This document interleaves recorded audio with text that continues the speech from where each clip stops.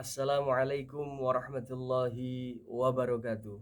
Hamdan wa syukron lillah wa ala alihi wa sahbihi wa mawala amma ba'da.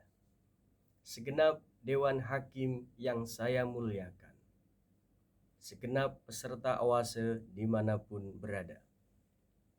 Allah Subhanahu wa Ta'ala berfirman dalam surat Al-Alaq ayat 1-5 yang berbunyi, Bismillahirrahmanirrahim.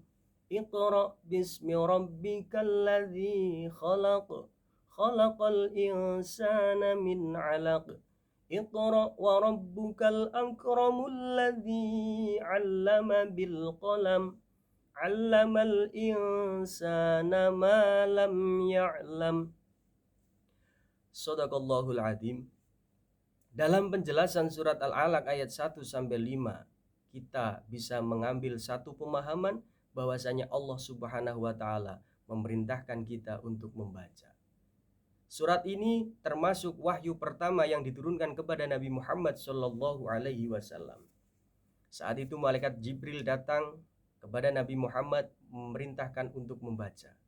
Padahal para mufassir menjelaskan bahwa Nabi Muhammad adalah seorang ummi yang tidak bisa membaca dan menulis.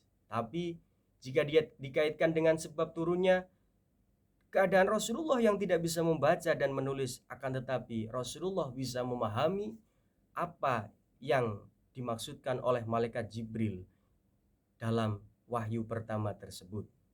Rasulullah mampu membaca keadaan sekitarnya dengan baik, sehingga beliau memiliki jiwa sosial yang tinggi, jiwa revolusioner, jiwa pemimpin, dan pemahaman-pemahaman tentang yang lainnya.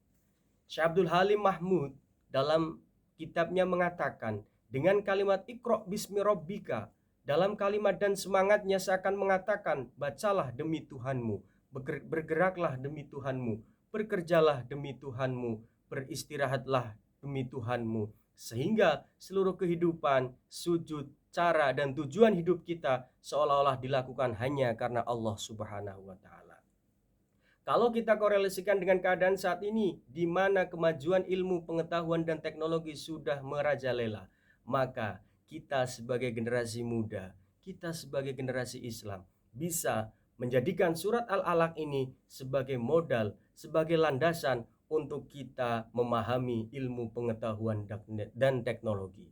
Karena apa? Ketika ilmu, pengetahuan dan teknologi itu kita landasi, kita iringi dengan Al-Quran, kita iringi dengan tuntunan yang diperintahkan oleh Nabi Muhammad SAW, kita sesuaikan dengan perintah Allah Subhanahu wa Ta'ala, insya Allah ilmu, pengetahuan dan teknologi tersebut akan berguna dan akan bisa bermanfaat pada generasi Islam di masa yang akan datang.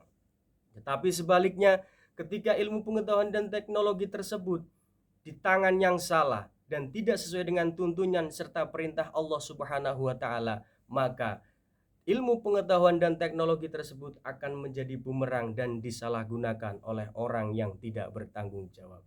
Maka dari itu, kita sebagai generasi Islam, marilah kita untuk bersemangat memahami dan mempelajari ilmu, pengetahuan dan teknologi tersebut, karena sudah sesuai dengan perintah Allah Subhanahu wa Ta'ala bahwasanya kita untuk bisa membaca apa yang ada di sekitar kita, di antaranya kemajuan ilmu, pengetahuan dan teknologi. Kiai Haji Ahmad Wahid Hashim dalam syairnya pernah mengatakan, tatkala waktuku habis tanpa karya dan pengetahuan, lantas apa makna umurku ini?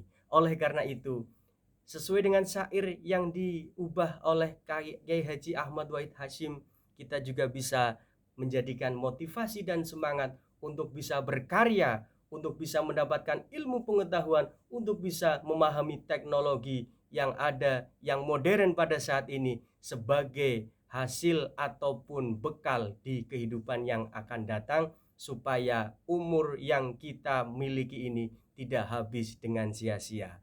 Karena kita sebagai generasi muda merupakan penerus yang bangsa yang akan datang. Subhanul yaum rijalul ghad. Itu saja yang bisa kami sampaikan.